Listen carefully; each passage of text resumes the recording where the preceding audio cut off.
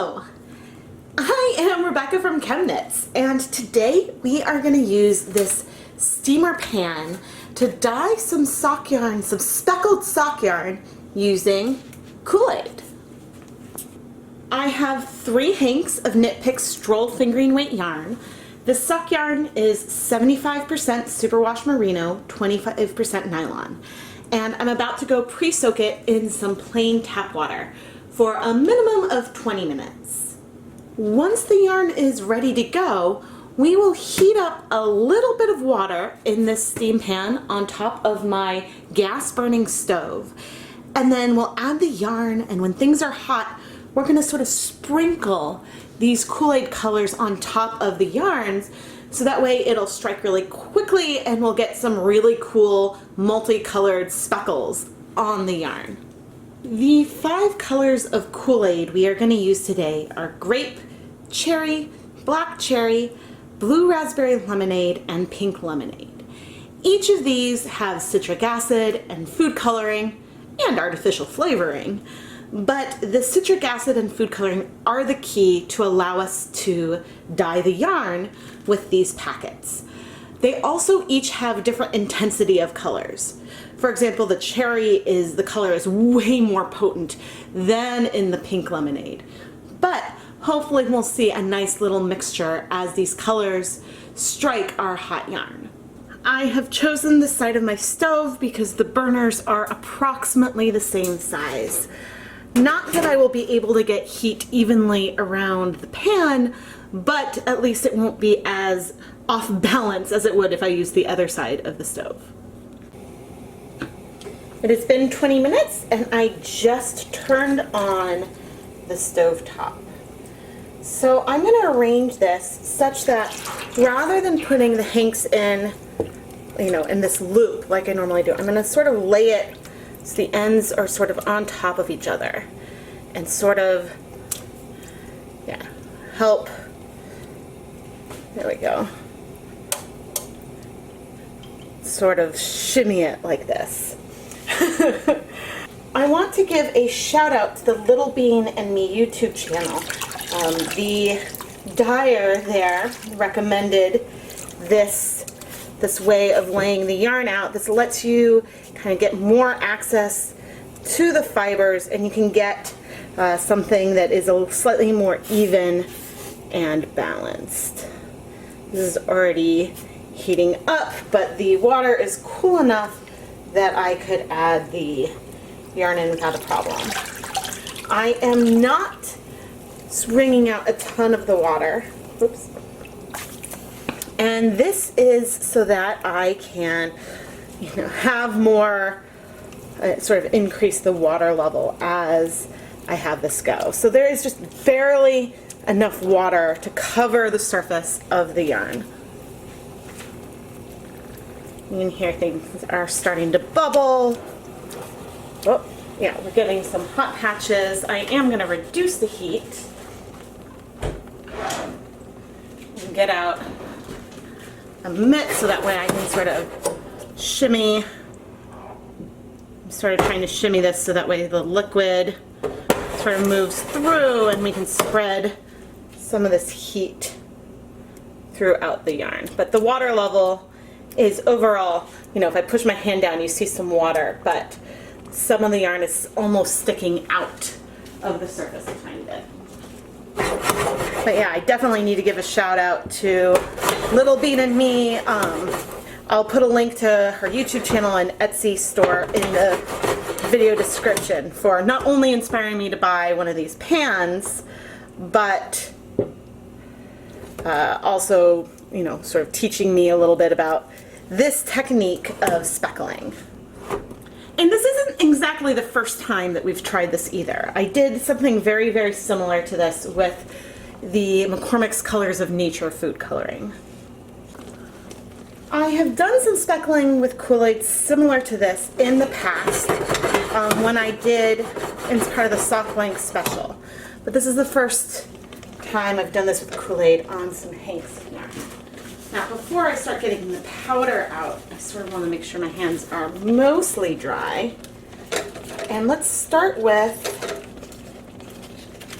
I'm going to start with one of the paler colors. So I'm going to start with the pink lemonade and see. Okay, I guess I'm going to just pour some into my glove. Then I'm going to pinch and sort of sprinkle this onto our yarn. Now, we have not yet added any acid to our dye pot. The only acid that is in here is from the citric acid that is in this KoolAid. Oh, that's cool. And I didn't even use everything that I had grabbed. Oh, that is cool looking. I think that this pink is probably the palest of all of the colors that I will be using today.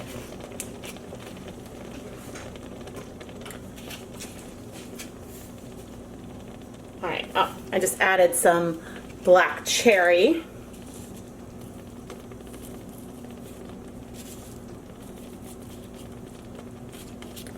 Sort of going about this a little randomly. Sorry, Kayleen, I'm not quite following your zigzags, but look at how vibrant those speckles are. Oh, that is cool. I wonder how much they will spread out as we continue. Okay. Let's do the ice blue raspberry lemonade. Or maybe it's just blue raspberry lemonade. Maybe there's no ice in it anymore. This is one of my favorite colors.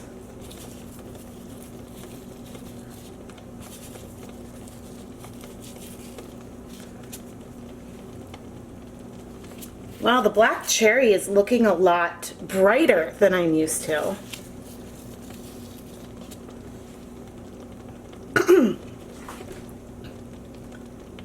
I'm pretty sure that was the black cherry at least. But, oh, this is just really, really fun. We will, after a little while, need to flip the yarn, but I'm not using, I had like extra packets on standby in case I needed a little more color. And I don't think I'm even gonna finish up this bit that I have. All right, here is some, just a tiny bit of the cherry.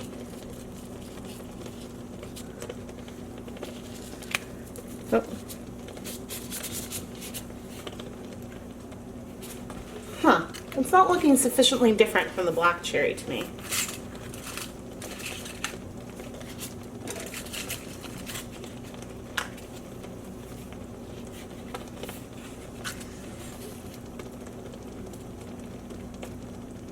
Okay, so maybe when you first add it, you can see the black cherry is a tiny bit darker. Add some more. This is fun. I wish, oh dear, I might have just mixed up my cherry and black cherry, but I think that that's okay. We will survive. This might sort of overpower some of the pinks. I think I underestimated just how much dye I would need.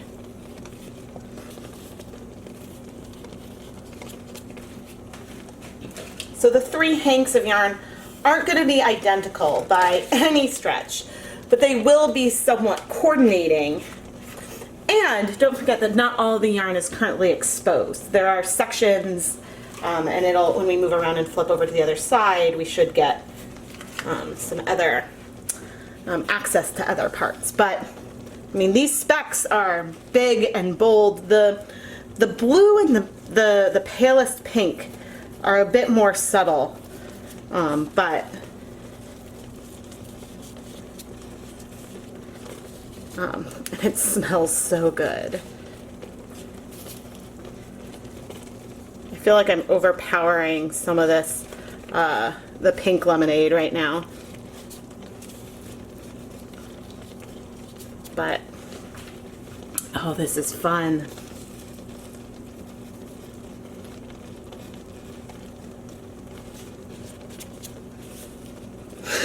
I'm having so much fun. You know that like I'm thinking and enjoying myself when I stop talking. Okay, now I am gonna let this sit for, the heat is on low. I'm curious if things have struck already, but I'm gonna go ahead and let this sit. But first, let me just zoom in so you can see these like itty bitty speckles. I think maybe 5 colors was a lot. I could have kept things more concentrated, but I liked just as these tablets were hitting just how big and bright some of these specks. It really does feel like sprinkles. But there's a lot of grain to the KoolAid. And of course I've taken off my gloves, but before we go ahead and wait, I'm gonna add a bit more blue, I think.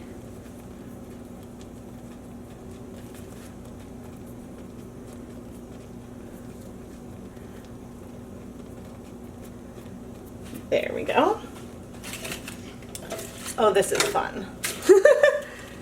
This is so much fun. Oh, there's a little left in my hands, just sort of cool. And so then, yeah, all right, I'm gonna go ahead and give this, goodness, maybe it doesn't need very long at all. Take a spoon. Oh, yeah, I think, okay, I see a little bit of blue there. I think that these have struck pretty quickly. I probably could have gotten away with something even less, using less of it. So anyway, I'm gonna go ahead and let this sit for, gosh, I think 2 or 3 minutes. And maybe, I'm gonna go ahead and let this sit for another 2 minutes. I could put a cover on it, but I think, yeah, I mean, we're pretty warm all the way through. And so I will come back and we'll check on it. Okay, scratch that. I was gonna wait, but I think that we can go ahead and try to flip these now. I did have the ties sort of on the end, but I'm just gonna sort of do my best and flip this over using the tongs. You can see that we did not get very clear color penetration. You know, almost all of the color is just on that front side. But if we need to, you know, maybe we can put it through some more. I have a feeling, you know, that these colors really just struck the very topmost parts of the yarn. But we have plenty of KoolAid, so we can just keep going. All right. I'm really digging this. Some of the colors are spreading out a bit, but overall, they're staying pretty true. Okay, here's some of the blue raspberry. And so as I'm going, I'm rubbing my fingers together to help sort of to spread out the colors a lot more. That's what gives some of these like further specks. But the areas where there's more dye, we get some of those brighter blues. Yeah, it takes sort of a minute for some of the colors to start to spread out.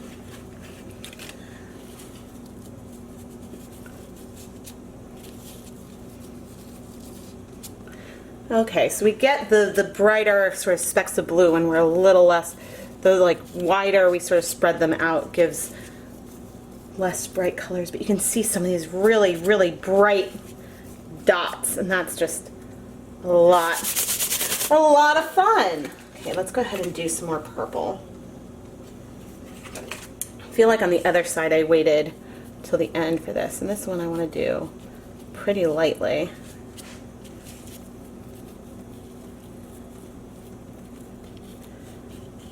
Oh, look at those specks!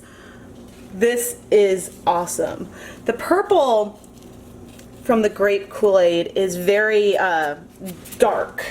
It's almost more of a gray than a true purple. Let's do This is the black cherry, I believe.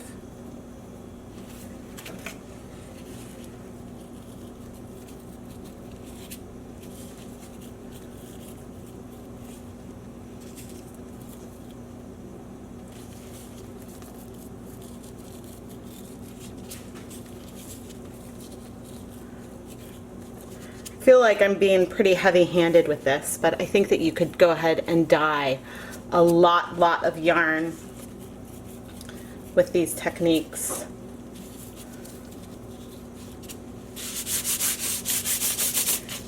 In the past, cherry and black cherry have looked pretty distinct from one another, but I think that today I'm not seeing as big of a difference. Maybe just when they're super concentrated, it's really hard to get like a vibrancy difference between them. Yeah, maybe the cherry versus the cherry is a bit brighter, but it is really subtle. Really subtle. But let's see about, I feel like we're gonna have some pink. Okay, so this is some of our pink lemonade.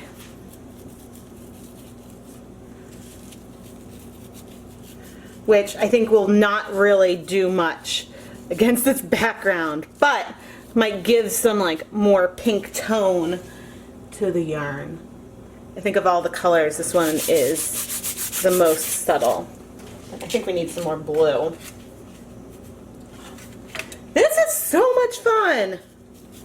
Yeah, the reds definitely overpower the blues a bit, but I think that the purples, it's the problem when you think of drink mixes versus dyes.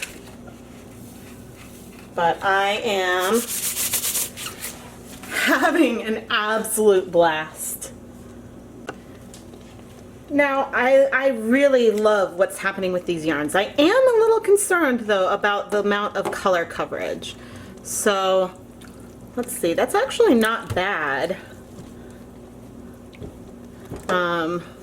I do see I can find some like white sections in the middle. I think that the KoolAid is just not penetrating very deeply into these hanks. So, you know, if I kind of shift things, you can see some of the interior. I mean, even just moving around on here. Well, I'm okay. Yeah.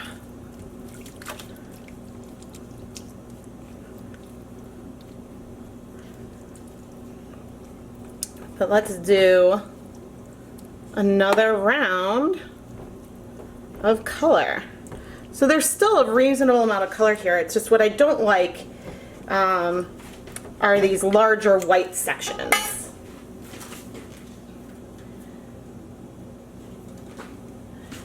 And so, and it's not that there's something not to like as much as the concern with these really white sections is that you could end up getting something that is really asymmetric or unbalanced when you're knitting with it. I think that maybe with the commercial acid dyes might just strike deeper, and I think that this KoolAid, it really is just striking on the surface. So maybe in your pans you might want to use a little bit less yarn. Maybe start off with two, maybe three, maybe two hanks instead of three. Here's some of our grape.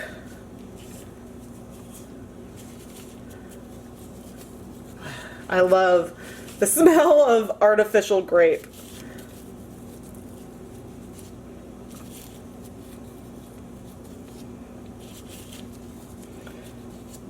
But still, 5 packets of KoolAid is not a lot for the amount of yarn that we've got here today, and we are getting a lot of color, like a lot of color.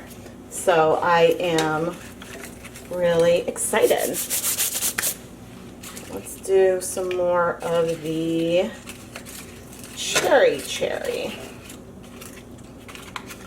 But the thing is with these colors is that even though, you know, the way that these colors, we're going to have still sort of not really a repeating colorway. There should be some elements of all of these hues on all of the yarns, but there will be some, not quite randomness, but they're less likely than some other types of yarns to pool. Fun.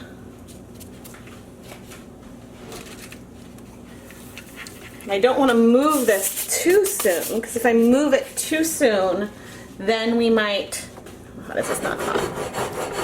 Well, clearly here I am moving it, but I don't want to try flipping it too soon. Let's see how we're doing heat-wise.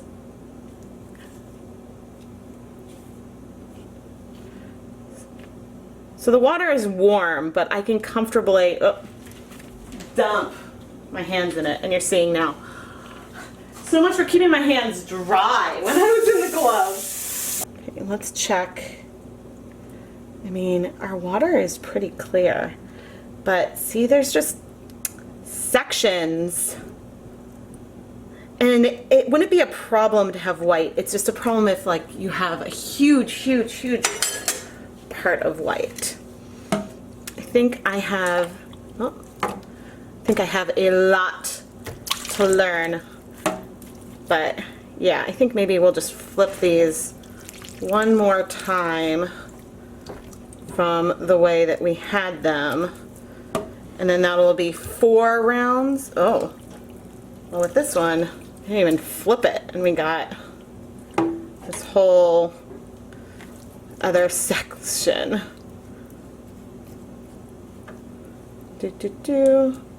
Trying to arrange this. All right, let's add some more color.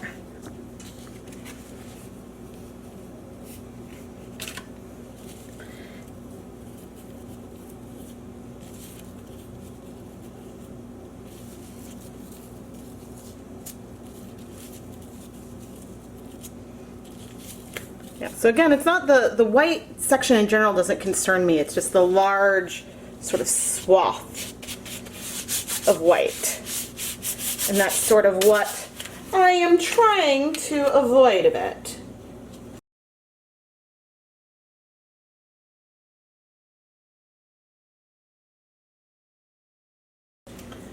Alright, things have cooled maybe 15 minutes or so. And I'm going to start removing them and placing them in some bowls so that way they can cool a little more. And you can see that there's still some sections with a bit more white, but I think that hopefully we will see the balance that I've desired. Man, these yarns are holding a lot of water. Okay, but before I remove this guy, you can see, yeah, we're looking like the balance is better. So I am excited. It actually was not as hard as I thought to rearrange the yarns back in sort of a skein and a hank form without getting them too tangled. But anyway, it's now time to wash them. And there is a lot of stuff in here beyond just the yarn. We've got the artificial flavoring and whatnot. The good news is that all of the color should stay in the yarn.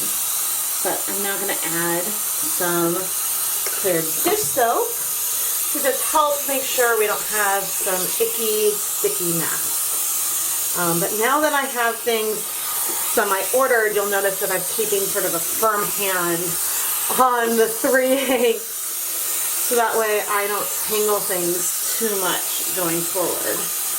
But all of that color is in our yarn.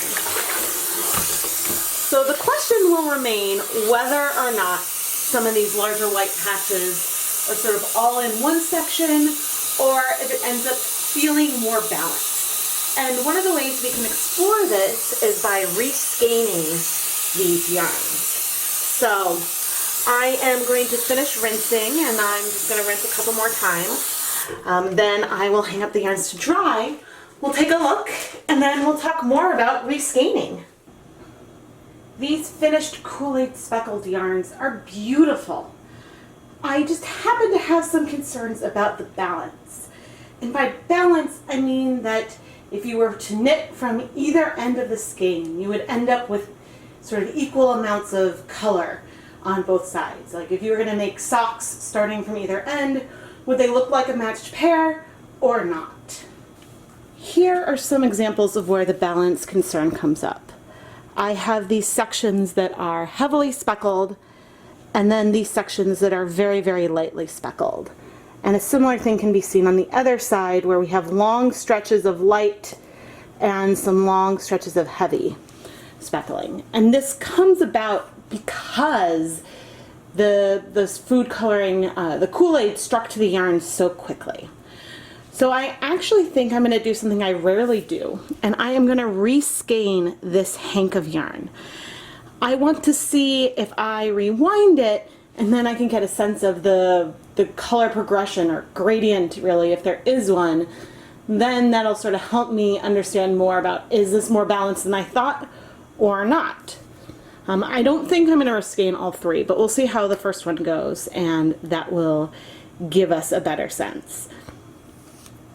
In general, I prefer not to reskein my yarns, because I think that once the yarn, when the yarn exists as it was when it was dyed, you can get a really good sense of how the yarn was dyed. And so you know if you have a repeating colorway or small speckles of color, or if it's going to be repeating or not. The times when I do reskein is if it's a gradient or something, then you know it's an asymmetric yarn. But this one, I don't know if it's actually inadvertently asymmetric or not. So let's see what this looks like once I've reskeined it. When I reskeined the first hank, I found that this yarn is in fact not as balanced as I would have loved. But it sort of ended up as a speckled faded gradient, where we have more dense speckles at one end of the yarn and less at the other, versus this bigger section of more sparse speckling happening somewhere in the middle of the skein. So I think that this is actually really, really cool. I think that if I was going to try to do this again, there's no way I would end up with a gradient like this. And in fact, I think it might be worth checking out the other two hanks of yarn. That way I can see whether they are all in more of a gradient, or if these ones are maybe more balanced than the first one I looked at. The second hank that I reskeined is a lot more balanced. If we take a close look at the yarn, you can see that there's a pretty even amount of speckling throughout the entire thing. You know, there's some patches that have heavier speckling, but that sort of goes throughout. Whereas in the first one we reskeined, there is definitely a reasonably sized section of less speckles versus more speckles. So I'm sort of glad this happened, because it shows that this is not a way to end up with a gradient yarn, but it is, I think this is the first time I've specifically looked at the balance of one of the yarns that I've dyed, because, you know, we dyed 3 at a time. Again, I think using either more of the KoolAid in each spot so it can penetrate deeper, or maybe using a different dye that has a little less acid to dye ratio to it, would help there be more penetration of these speckles. If we look at an individual strand and we turn it, you can see that there's a side of the strand where it almost looks white, and then a side with heavy speckling. So this KoolAid didn't even penetrate all of the way through a single strand of yarn. This gives us these beautiful light speckles, but it's still something to think about as we go forward. And now I am going to reskein the third one, so that way we can see if that one is balanced as well. The final hank of this yarn is also really balanced. So 1 out of 3 wasn't a very balanced colorway, and this was the one that I had picked as the sample to see, and the one that made me feel pretty hesitant about whether or not the yarn was balanced. Now, an unbalanced yarn can be something really, really fun to play with, but it's important to sort of get a sense of whether your dye job is even or uneven, especially if you're going to be selling the yarns.